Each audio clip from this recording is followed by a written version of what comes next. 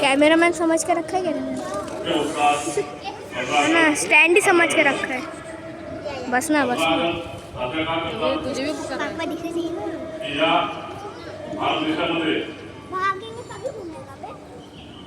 स्वातंत्र्य नव्हतं त्याच्या आधी ब्रिटिशांच्या काळामध्ये आपली सत्ता भारतीय सत्ता होती। कितना आगे तो थामना त्या लोकांनी आपल्या देशामध्ये व्यापारी बनले भारत देशामध्ये आणि ते आपल्या देशात राज्य करते होते। तुला दाखव इथं थांब। राज्य करते म्हणून त्यांनी आपल्या भारत देशामध्ये आता नाही दाखवणार मग 100 वर्ष राज्य केले। 100 वर्ष आणि मी दिसते त्यासाठी आपल्या देशातील हुतात्मे त्यांनी बलिदानाची आवड केली। त्याच्यामध्ये शहीद भगतसिंग, राजगुरू, चंद्रशेखर आझाद, लोकमान्य टिळक, महात्मा गांधी, डॉक्टर बाबासाहेब आंबेडकर या असे अनेक हुतात्मे त्यांनी वीरमरण पत्करून आपल्या भारत देशाला स्वातंत्र्य मिळवून दिले। त्याचा औचित्य साधून आपण 15 ऑगस्टला मग 2 मिनट में स्टैमिना खत्म हो जाएगा।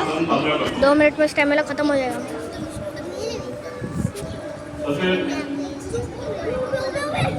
स्वातंत्र्य आपल्याला बोलण्याची किंवा विचार करण्याची स्वतंत्र विचार नव्हते। 15 ऑगस्ट त्यानंतर आपल्याला जे स्वातंत्र्य मिळालं ते खूप महत्त्वाचं ठरलं। त्याच्यामुळे आपण हा सण मोठ्या उत्साहात साजरा करतो। तसेच आपल्या देशामध्ये साजरा करतो तसंच आपल्या सोसायटीमध्ये पण साजरा करतोय। या स्वातंत्र्याचा अर्थ म्हणजे कसं, आपण सगळे एकत्र सन्मानाने सद्भावनेने एकात्मतेने जगण्याचं देशामध्ये आपण राहतो तसंच आपण सोसायटीमध्ये पण राहायला पाहिजे। सोसायटीचा विकास सब दिखते ना बराबर। त्यामुळे सर्वांनी सोसायटीमध्ये एकत्र असताना सर्वांनी एकोपाने राहावं असं मी आवाहन करतो।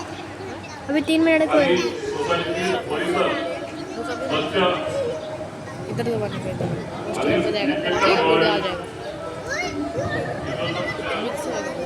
हे आपलं बिल्डिंगच्या वरनं हाताचे तुकडे किंवा रोटी तुकडे किंवा हे आपल्या सोसायटीतील हे बरोबर नाही असतं। त्याच्यामुळे या संस्थांच्या भूमिकेने आपण इसे पकड़ उमंग आणि आपला परिसर एका कुटुंबाप्रमाणे राहून हे व्यवस्थित चांगल्या प्रकारे ठेवूया। आणि एवढे माहिती बोलून बंद करतो। जय हिंद, जय भारत।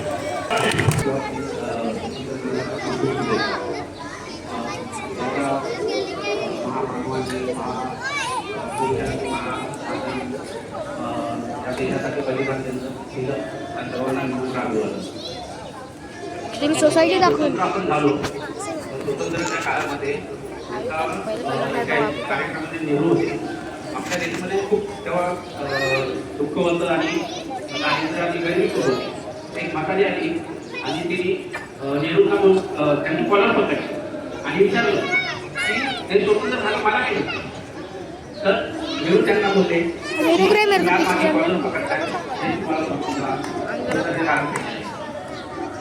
दुसरी गोष्ट, आपल्या महिला आता खूपच स्वतंत्र झालेल्या आहेत। सगळ्या क्षेत्रामध्ये त्यांचं योगदान आता माणसाचं म्हणजे बरोबरच दिसतंय। ठीक आहे, मला तरी वाटतं तर जो ट्रेनचा सफर आहे तो मला वाटतं तर 50% महिलांना कामात यायला लागेल आणि 50% माणसांना ठेवायला लागेल। एवढ्या महिला देशामध्ये बाहेर पडत आहेत। हे खूपच अभिमानाची गोष्ट आहे आणि मला खूप चांगलं वाटतं। आणि एक आपले एक कवी आहे असं माझ्या एवढा परंपरा की आपल्या ज्या महिला आहेत मुली खूप शिकतात, इंजिनियर झाले, डॉक्टर झाले. आणि एक प्रिया नावाची मुलगी आहे, आपली मुलगी आहे, आणि ती शिकले, इंजिनियर अबे झाली. 2x ही होता है क्या? चांगलं कामाला लागले, 1 लाख पगार घेते. आणि एक दिवस गाडी येते आणि सरळ त्यातून 4-5 माणसं येतात, 4-5 माणसं येतात आणि येतात आणि घरामध्ये बसतात. आणि मोठी मुलगी येते, चहा घेऊन येते, पोहे घेऊन येते, जातात सर्वांना आपले चहा पोहे देते, सगळे खातात. प्रश्न उत्तराचा सिलसिला सुरू होतो आणि प्रश्न उत्तराचा सिलसिला सुरू होतो. तर तिला विचारतात, मुली तू काय शिकते? ती म्हणते इंजिनियर झाली, किती पगार कमवते? 1 लाख पगार कमवते. पण तेवढ्यात एकदम बोलतो, तुला जेवण बनवायला येतं का? मग तेव्हा जनरल शिव बोलतात की मग मला शिकेल, मला शिकेल. एवढ्या मुली शिकले, त्यांना जेवणाचा प्रश्न आपण विचारला पाहिजे का? मग ते पुढे बोलतात की जेव्हा एखादी मुलगी शिकेल, इंजिनियर होईल, 1 लाख पगार येईल, आणि मग त्या वडिलांना बोलेल, बाबा मी आता शिकते, आता मला लग्न करायचं आहे, चला आपण मुलगा बघायला जाऊया. आणि मग तेव्हा ती जाते, मुलाच्या घरी जाते, गाडी घेऊन जाते, मग तिथे बसतात. मग मुलगा येतो आणि सगळ्यांना चहा कॉफी देतो, हे देतो, नाश्ता देतो. आणि नंतर मग मुलाला प्रश्न विचारतात, मुलगा तू काय शिकतात? तुम्ही डॉक्टर आहे, किती पगार आहे? मला 2 लाख पगार आहे, तुला जेवण बनवायला येतं का? प्रश्न जेव्हा विचारला जाईल तेव्हा मग खऱ्या अर्थाने एवढं बोलून मी थांबतो. फोटो मध्ये हे मी विचारलं. स्ट्रेचिंग